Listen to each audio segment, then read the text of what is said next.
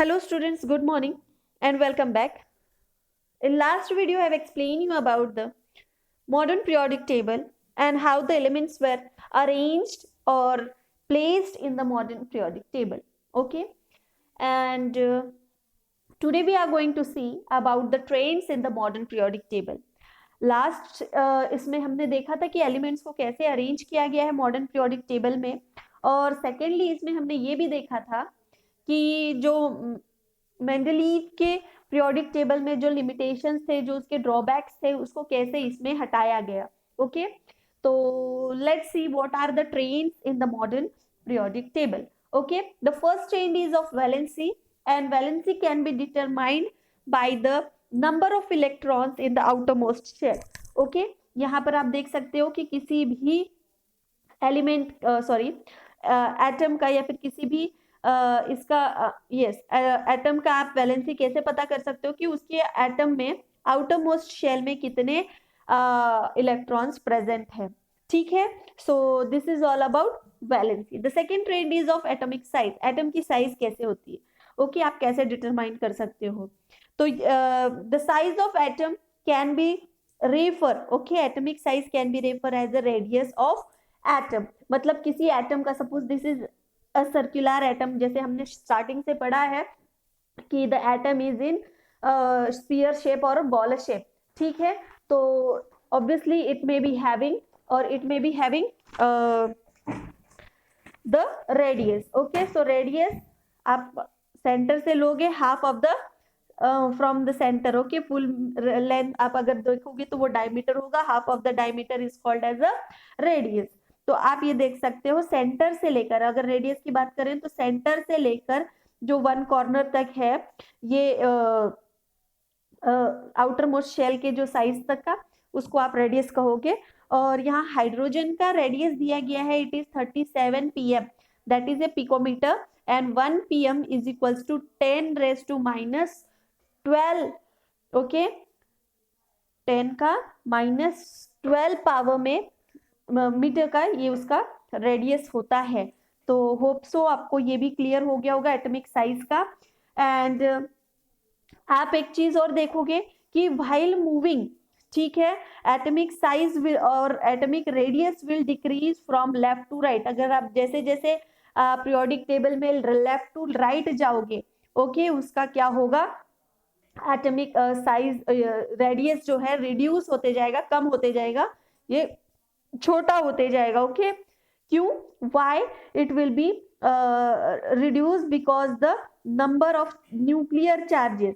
Okay, तो ये electron उसको पुल करता है क्लोजर और इसीलिए रिड्यूस करता है उसकी साइज. ठीक है, तो क्यों ये कम होता है, क्योंकि जैसे जैसे शेल बढ़ते जा रहे हैं वैसे वैसे इलेक्ट्रॉन्स उसको खींचने की कोशिश करता है, जो न्यूक्लियर चार्ज उसमें है, वो न्यूक्लियस उसको खींचने की कोशिश करता है, अपने तरफ अट्रैक्ट करता है, इसीलिए उसकी साइज रिड्यूस होती जाती है. Okay, the atomic sizes increase down the group. आप जैसे जैसे पीरियड्स के नीचे जाओगे ग्रुप में, तो ये क्यों होता है, the new shells are being added. Okay, new shells इसमें ऐड होते जाते हैं, जो नीचे नीचे जैसे जैसे आप ग्रुप्स में नीचे जाओगे वैसे वैसे, दैट्स व्हाई इनका डिस्टेंस क्या होता है, इलेक्ट्रॉन और न्यूक्लियस से क्या हो जाता है, दूर हो जाता है, इसीलिए इनकी साइज इंक्रीज होते जाती है. ठीक है, so this is all about the trend in the modern periodic table. First you have seen about valency, second you have seen about atomic size, and third is metallic and non-metallic properties. तो simple है कि जो भी metals हैं, जितने भी metals हैं periodic table में, ये लेफ्ट हैंड साइड है. ओके, और नॉन मेटल्स जो हैं ये कहाँ है, राइट हैंड साइड है. ठीक है, तो पीरियोडिक टेबल में जितने भी मेटल्स है ये left side of periodic table है, या आप पीरियोडिक टेबल देख सकते हैं. ओके, तो ये पूरे लेफ्ट साइड जो है पीरियोडिक टेबल है. ओके, दिस पूरा ये जो है, ओके, ये पूरा क्या है, लेफ्ट साइड में मेटल्स हैं, और जो ये साइड का है ये नॉन मेटल्स है. ओके, राइट साइड का.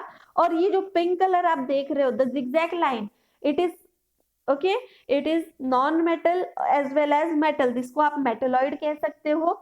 ओके, जिसमें दोनों की प्रॉपर्टीज होती है, या फिर इसको आप सेमी मेटल भी कह सकते हो, ठीक है।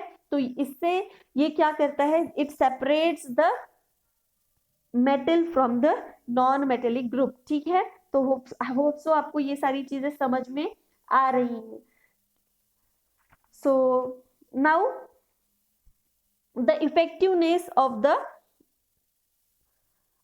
Electronic electrons, okay, how you can see this, ठीक।